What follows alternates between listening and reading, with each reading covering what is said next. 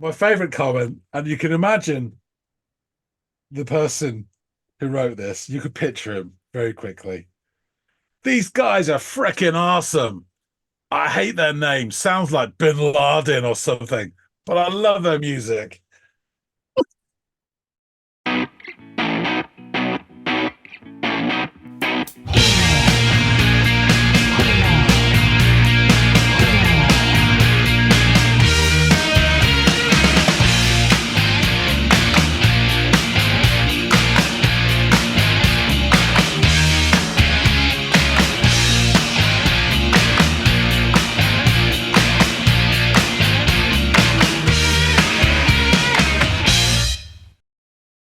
Hey, everybody out there. Welcome back to another episode of the Audiophiles. It's Andy and it's John, and we are going to discuss some music today.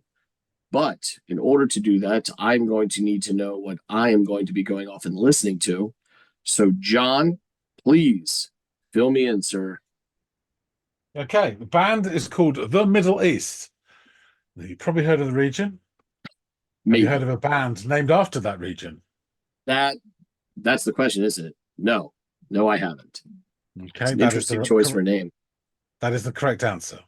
So the song is a rather catchy little number, which I know if you had heard, you would definitely have remembered. It is Jesus Came to My Birthday Party.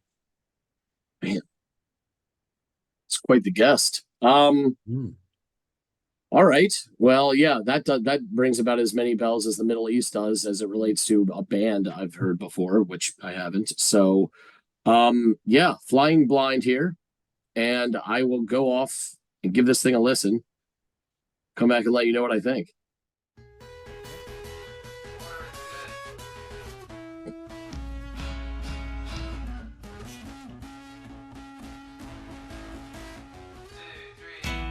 Jesus came to my birthday party and I was 17. I thought it was a dream, but now I see him standing there with his arm. I know I see him there. Excellent dual vocals.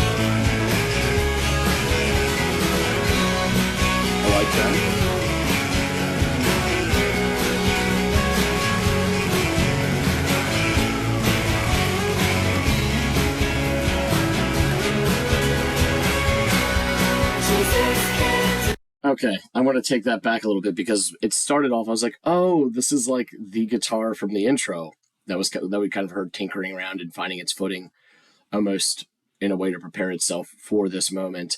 But then there sounds like a second guitar, a slightly more shambolic sounding in the other can, and they're sort of layered on each other. And one isn't intrusive on the other. They're actually pretty complementary. But it's interesting that they're doing this at all. Because I really figured if they're going to do this, and when it started to happen, that it would only be that one sort of clean guitar in the mix. So I thought that was really interesting that they blended these two. So yeah, let's take that back a little bit and see what we get.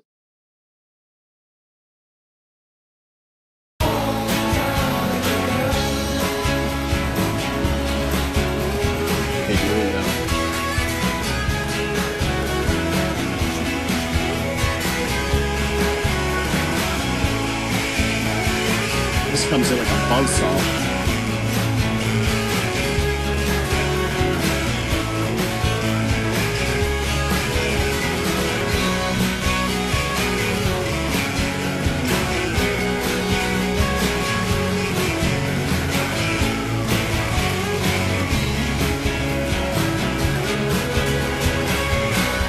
Jesus came to the birthday party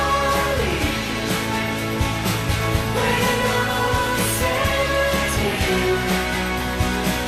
It was a long time ago.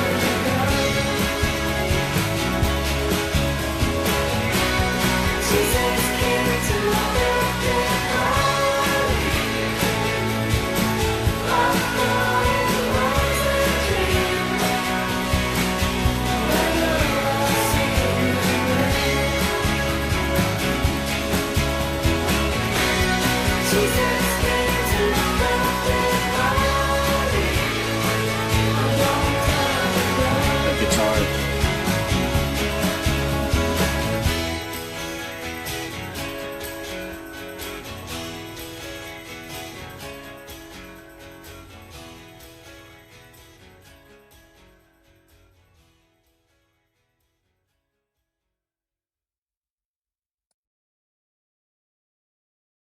Interesting. Yeah, I really enjoyed that. I gotta admit, it's a little funny though, because like I know that John sometimes has issues with hand claps and even more so with whistling.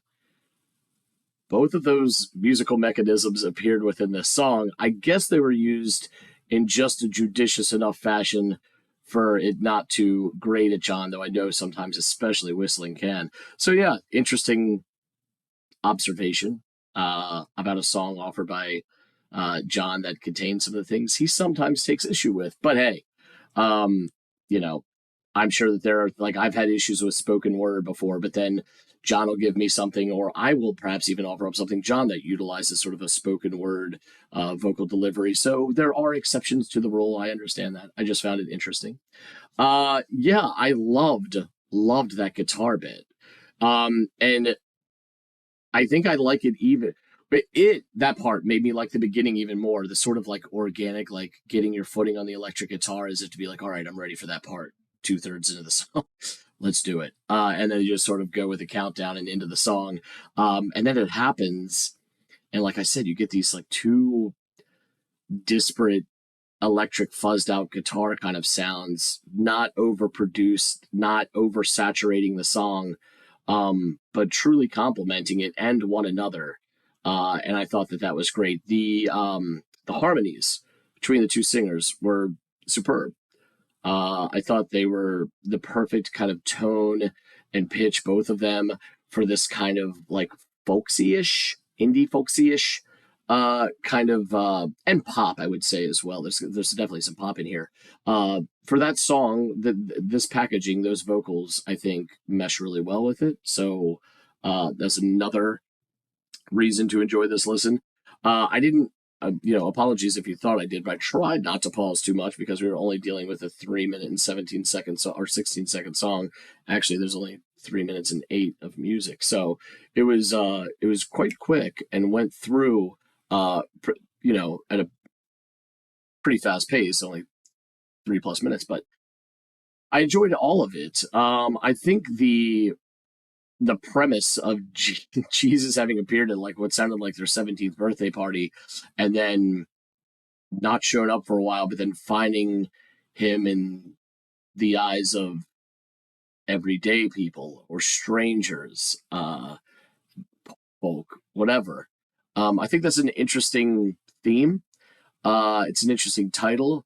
It's kind of evocative. I wonder what their concept of Jesus is, or what occurred at the 17th birthday party in particular, that would have led them to believe they witnessed him. But this is all really intriguing with some really great, I mean, from a lyrical standpoint, very intriguing. All set to some really pretty music that had some lovely mechanisms and touches in there. I personally loved the whistling and the hand claps. I think it added richness and depth to the music, particularly during the parts where it was a little bit more stripped back. I'm not saying it didn't help when all the guitars are doing their thing, but I don't think they were as needed as they were in the other portions where it kind of like filled out some space that wasn't already being occupied by these two very interesting kind of fuzzy but semi-subtle lead guitars. Anyway, really liked this, found it intriguing. I'd like to know more about the Middle East. And this song, Jesus Came to My Birthday Party. And hopefully John can make sense of that title and some of the lyrics and really unmuddy these waters for me. But yeah, excellent first listen. Let's get back to John. Okie dokie, you are returned. Returned, indeed. Yes, I have risen Oh, or returned. you have. There was I don't know if you're aware of this cartoon comic book called Viz, V-I-Z. It is adult humor, and I don't mean pornographic. I just mean sweary and beer from the Northeast. It was started by a couple of students in the 80s and became massive cult, and actually almost hit the mainstream for a while. And there's various cartoons that you would get in the old comics, but they were updated. You know, it was Sid the Sexist and the Fat Slags. And there was another one called something like, it was a play on Jesus Christ, but it wasn't quite the same name. He used to have terrible puns. But every morning he'd unnail himself from his bedroom door and go, I have arisen.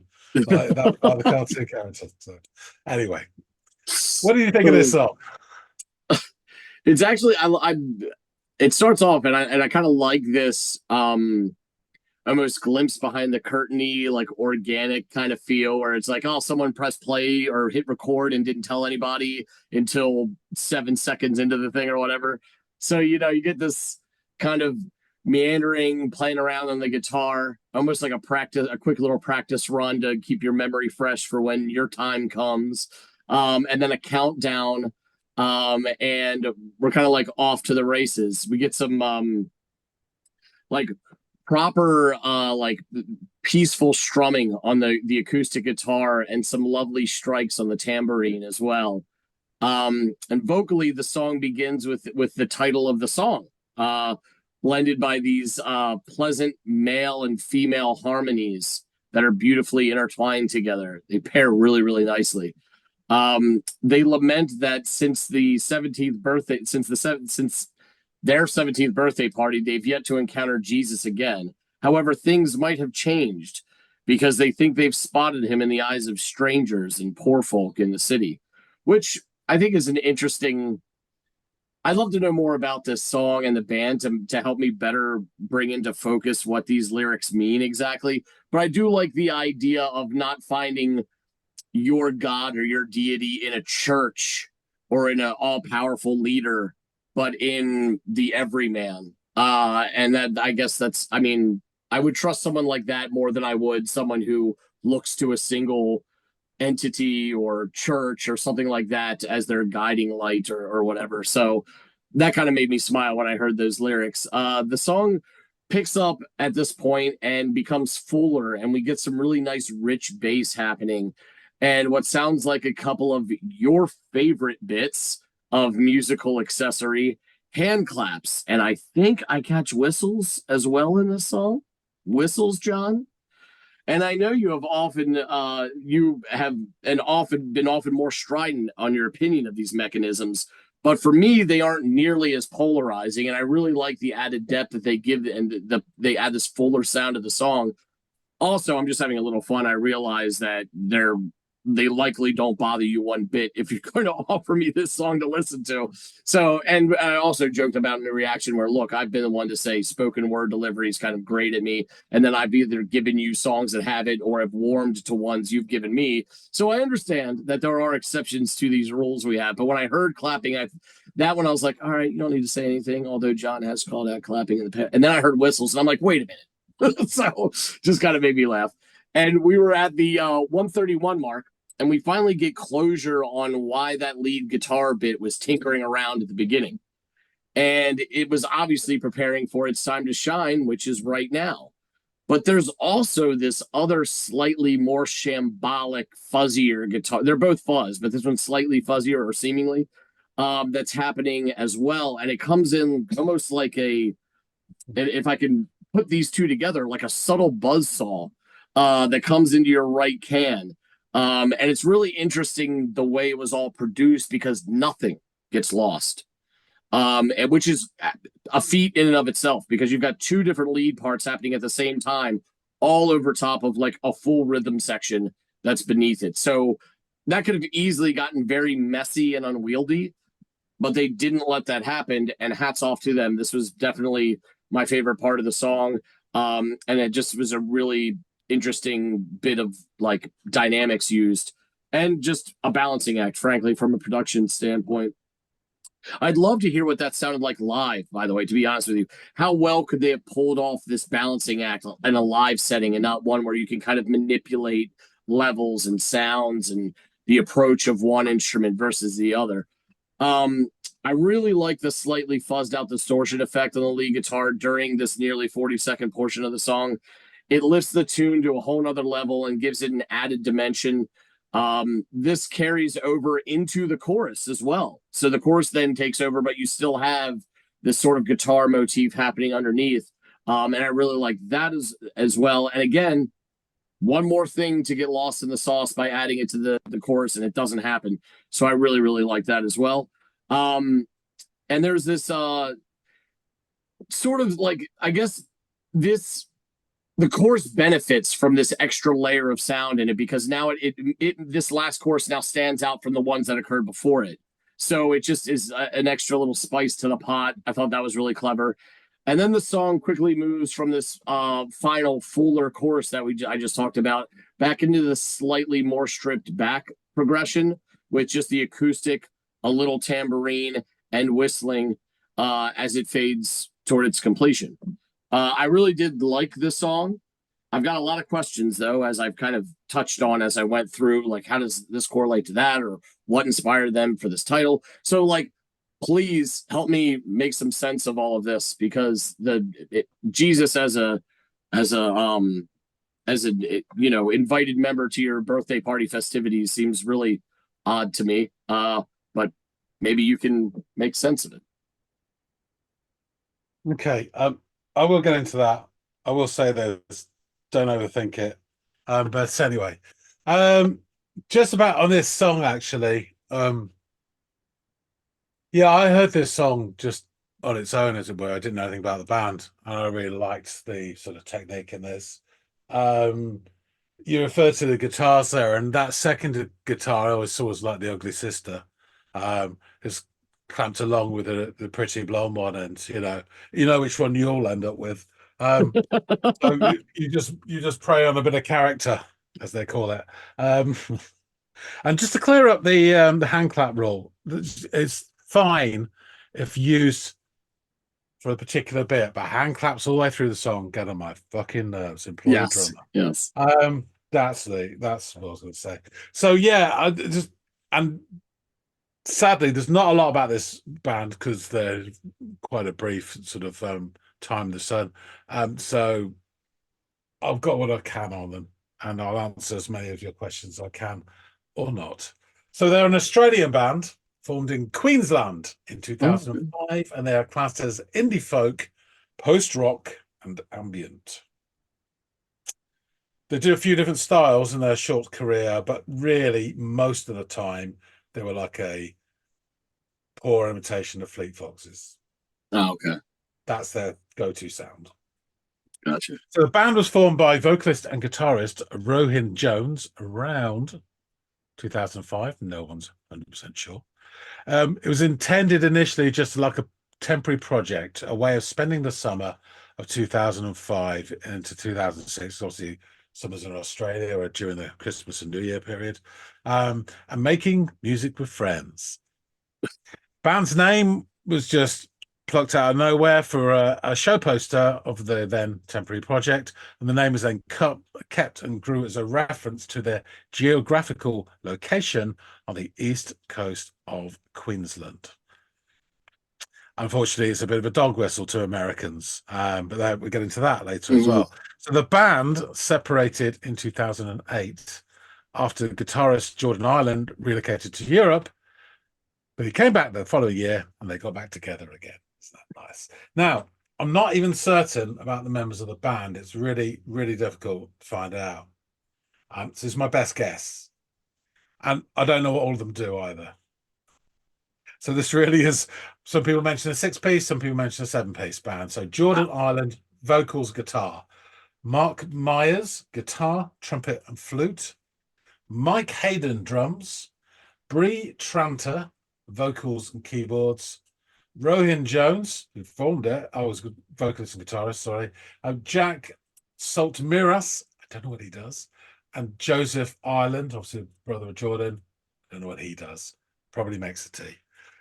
So in Someone's early got to. 2008, the band sort of self-released home recordings. It was their first album called The Recordings of the Middle East. Obviously, it was just amongst people. Now, they did sign the following year, 2009, to Australian indie label Spunk Records, who then reissued it, the Recordings of the Middle East, but as an abridged EP. They cut some of the flack of it. Through 2010, the band toured extensively in the US of A and Europe with the bands Beach House and Laura Marling, as well as opening for Pavement, amongst others. They played a lot of slots on many of the major festivals, including Coachella, etc., etc. Now, while they were doing this, the band self-recorded the majority of their first album proper in various houses and studios across the USA during downtime between shows, with the majority being recorded in Mid Lakes Denton Studios in Texas. Mm. So their one and only album, I Want That You Are Always Happy, was released in April 2011. April 2011. There really was a tremendous buzz about the band, particularly in their homeland. The album peaked at number 11 in the Australian charts, and at the J Awards was nominated for Australian Album of the Year and also Newcomer of the Year. And at the 2011 Queensland Music Awards, it won Album of the Year. Mm. Reviewing for the album, the AU Review magazine, Australian, obviously, says, but despite the hype, the band still remains somewhat mysterious. Their one-sentence official bio gives nothing away. Quote, we're from Townsville, Australia, and we play music. The most engaging Middle East tunes are ones that take you to unexpected places. The album's leading single, Jesus Came to My Birthday Party, follows in a similar vein. The simple folk pop song with lead vocals sung by Ireland and keyboardist Bree Tranter slowly builds its instrumentation until it peaks into a dense, catchy fuzz pop chorus. With so much anticipation riding on this release, the Middle East have certainly not disappointed. I Want That You're Always Happy is a diverse and interesting journey, and a stellar debut album for one of Australia's most exciting bands. So, really good reception, April 2011. And then at the Splendour in the Grass Festival in August 2011, the band members announced that that set that night would be their last show ever. They released a statement to the fans, to whom it may concern, writing to inform you that we're ceasing. I'm not sure if we'll make more music later on or not.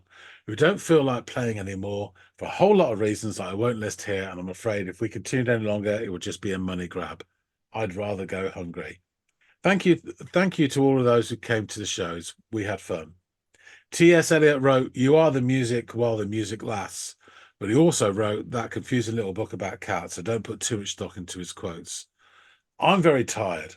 Until next time, sincerely yours, the Middle East. And that was posted up at the gig.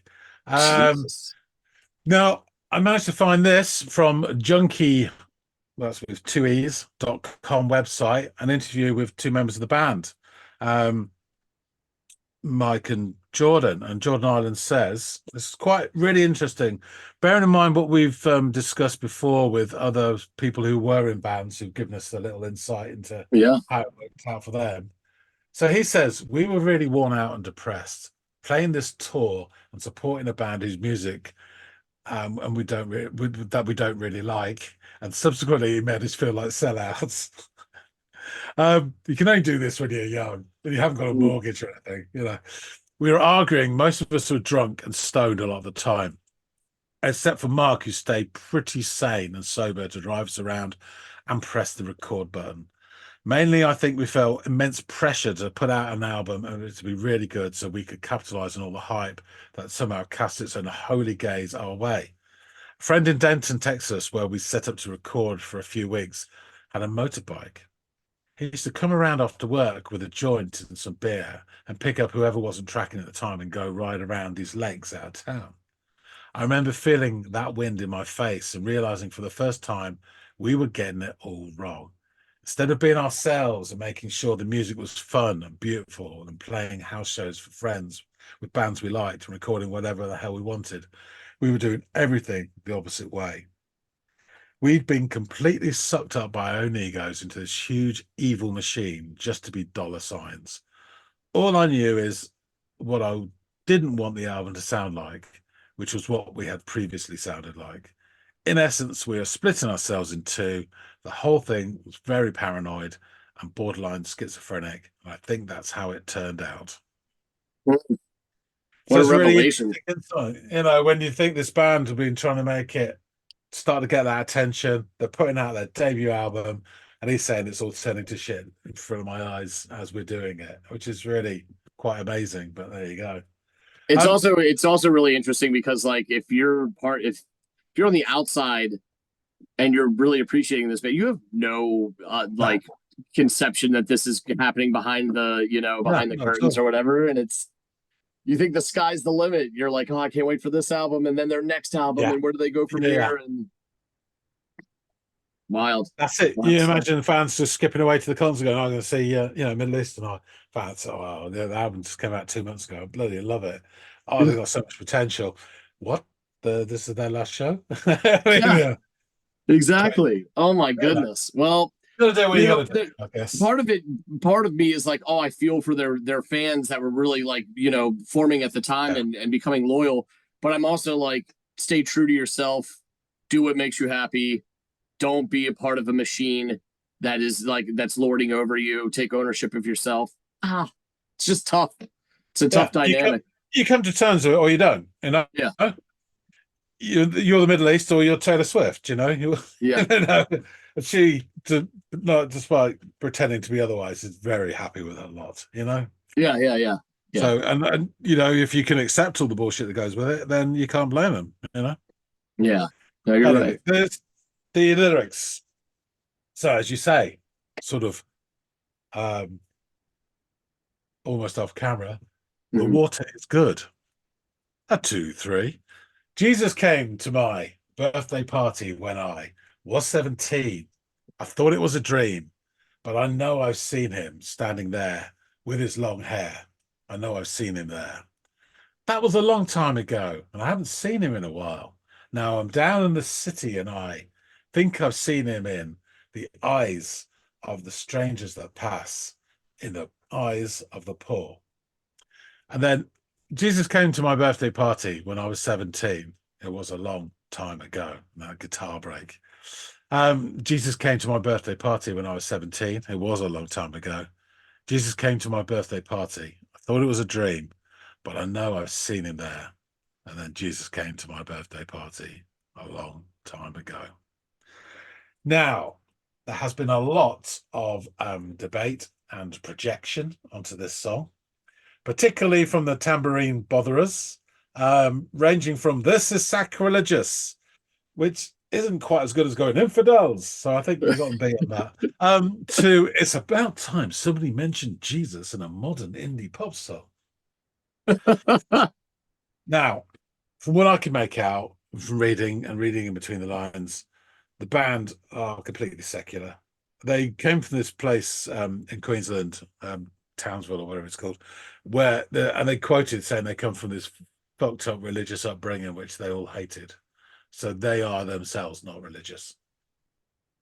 Um, I think they thought it sounded cool to have Jesus came to my birthday party. Um, and they weren't really ready for the attention it received because they're just this backwater band, and all of a sudden people are talking about it. And, as you can imagine, again, Yeah, particularly in America. But so apparently, on an interview on Triple J, which is an Australian Yep. show which they have played on, they said, and I can't actually find this, but I've found about three different people who've referenced it. So it's secondhand confirmation, as it were. But they said in an interview that this was a real incident from years ago when a Mexican kid named Jesus attended a band member's birthday party.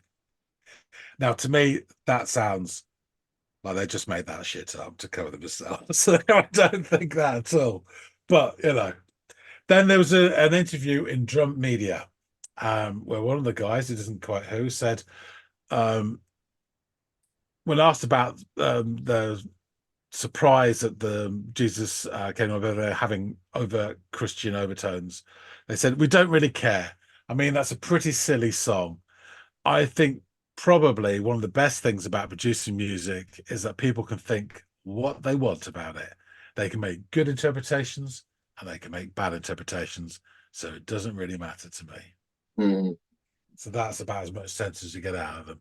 That is probably what they should have gone with instead of letting the whole Jesus from Mexico or Guadalajara came to Queensland for my 17th birthday party. It's like, yeah, I find uh, the latter more yeah. viable than the former. So the band reformed briefly in 2019 for some live shows, and again in 2023. There's no hint of any new material. I think they're just doing nostalgia gigs. Is Um, now, John, you said there is that all of them, all five or seven or whatever the magic number is of people? They're all back together. Or is it just a contingency of the band? I do not know. Okay, fair, fair. That's I don't all the blame you for information. not. There's obviously scant material out there on these guys, so you're working with what you've got. I imagine two or three of them returned to the mothership, and so they went off to become estate agents and whatever. And there's probably three or four for the band, but it could be all of them from that Yeah, same commune have come back together again, to share their hemp dresses and flax teas or whatever they have. Just to finish off, there's some really fun comments on YouTube videos of their stuff, and my three favorites, because I sometimes like read these out. So well, on the song Jesus Came to My Birthday Party, one of my favorite comments is, "Oh, so he has time to go to her birthday party." And then someone who doesn't get it, how depressing. And it doesn't even make sense. But my favorite comment, and you can imagine the person who wrote this, you could picture him very quickly. "These guys are freaking awesome. I hate their name. Sounds like Bin Laden or something, but I love their music." a whole region sounds like one person who came from the region. Christ Almighty! Jesus, don't go to that man's birthday party. I beg you. Yeah, don't go to the Middle East. It's Yeah, full of yeah. Bin Ladens. That's Well, kind of his home, from what I I hate to gather. tell you where he came from. Yeah.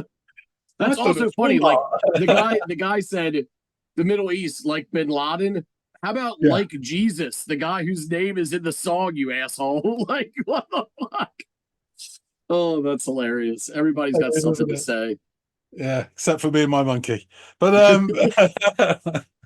so that's it. Brief Right. but humorous. And Yeah, I and honestly, it was a pretty indie folk song. I enjoyed it. yeah.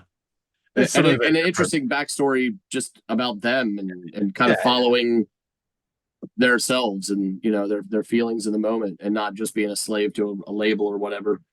Good on them. And I know I'm going out here on a limb, but we've had precedent.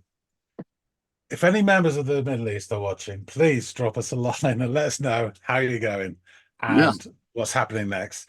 And was it really Jesus? Yeah. Uh, Yeah. Come on. but Let's be honest. convince. We would love to hear from you, honestly. So yeah, please do drop us a line. As recommended by the members of Flowered Up. But Yes. I'll rub a bow in this. Thanks for listening to this, Andy. Folks out there, tell us what you think. If you like this, hit the like button. Um, tell us what you think about this track. If you're familiar with it, it's a kind of like a bit of a underground, banger. I think Mhm. there's a few people who know about it. Yeah, drop some comments about the Middle East. the band. Please, we Please. don't Yeah. want to get into the rest of that. And about this track as well. Keep it light. We would love to hear from you. We will not get involved in any religious or geopolitical arguments, and we'll Yes. probably wipe them from the face of the planet like they deserve. No, getting into it now. Thanks. But yeah, just keep it light and friendly. It's just a music channel. But yeah, please, we'd love to hear from you. And if you haven't already subscribed, and that didn't convince you, I don't know what will. But Really. please hop on board, and we'd love to have you aboard, and we really appreciate everybody who does support this channel. That being said, thanks again so much for watching, and we'll see all of you on the next episode of the Audiophiles. Hasta luego, guys.